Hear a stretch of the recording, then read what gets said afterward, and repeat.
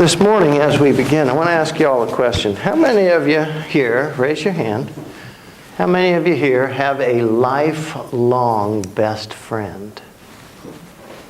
I do. Really? Yep. A BFF, as the kids say? Best friends forever. I like it when the kids say that. Oh, she's my BFF. And then a week later, they hate each other. I'm never talking to her again. Well, I have a BFF. His name is Paul Kirk. And not to embarrass him or anything, but he's the idiot that lived next door to me. He was born exactly 1 month before I was born. And we grew up together. His mother and my mother lived next door to each other our whole lives in Fort Lauderdale. And they were best friends, and his dad and my dad were best friends. And of course, Paul and I were best friends. The only difference is I had 3 older brothers, and he had sisters. So there's a lot of girl stuff happening over there. So Paul basically lived with us, and he and I were, I guess, more than neighbors. We were more brothers than my own brothers were.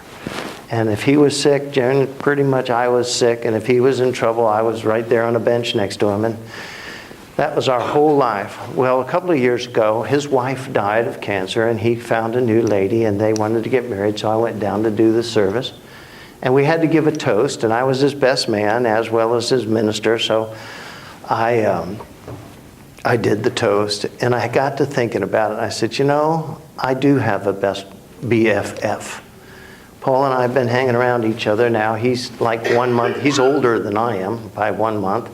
Oh, by the way, he got married exactly 1 month before I did, just so he could. He got married on February 17th. I got married on March 17th. He did that deliberately. Anyway, my whole life is like this, you know. Anyway, I stood up and I said, I guess we really are BFFs. I mean, even though our paths have taken us away from each other, and he's been in Lauderdale his whole life, and I've been everywhere. And I've been here for the last 38 years or 40 years, whatever. When we're together, we just pick up where we left off. I mean, nothing's changed ever. It's just like there's 2 kids that were still playing with their soldiers out in the dirt in front of the house, you know, and where all our soldiers are still buried, by the way, because they paved the road, which was terrible. Lost my whole army in one afternoon. They are forever in emblazoned combat. Anyway, I digress. But I think over the years, I asked Paul, I said, what makes us best friends? Is it just because we've known each other our whole lives? What have we done for each other that makes us best friends? He says, well, you know, we've done this together, we've done that together. And when I was dying here, you were saving me, and you were dying here, I was saving you. And I said, I don't know that it's any one thing. It's just a lifelong commitment in faithfulness. And if I needed help today, you would help me. And if I needed help 20 years ago, you would have helped me. And when his mother finally died, I went down and, Tom, I need your help. I went down, did the funeral, and on and on. And I got to thinking about that. Best friends take care of each other all their lives. That's what constitutes a BFF. Someone you never have to question whether or not you can rely on them. You just simply know you can. Well, I got to thinking about that, and I said, why aren't Christians like that? You know, people say, well, we've been best friends for 25 years. There's nothing we wouldn't do for each other. And, you know, my reply to that is, well, what have you done? Nothing. Nothing! 25 years, you've done a whole lot of nothing.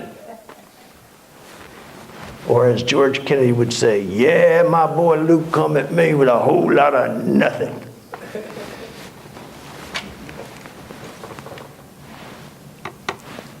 God tells us his last command before being arrested and sent to the cross in Calvary and all that. He said, I want you to do one thing.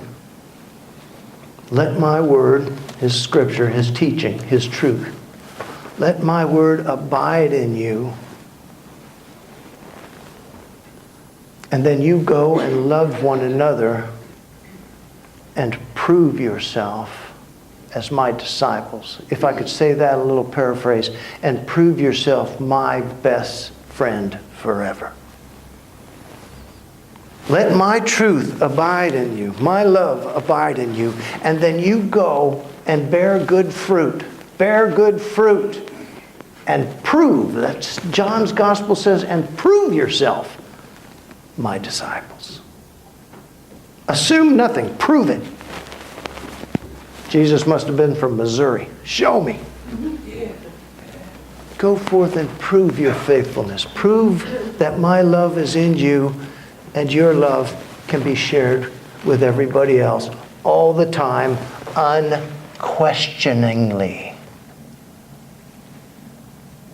And prove yourself my disciples.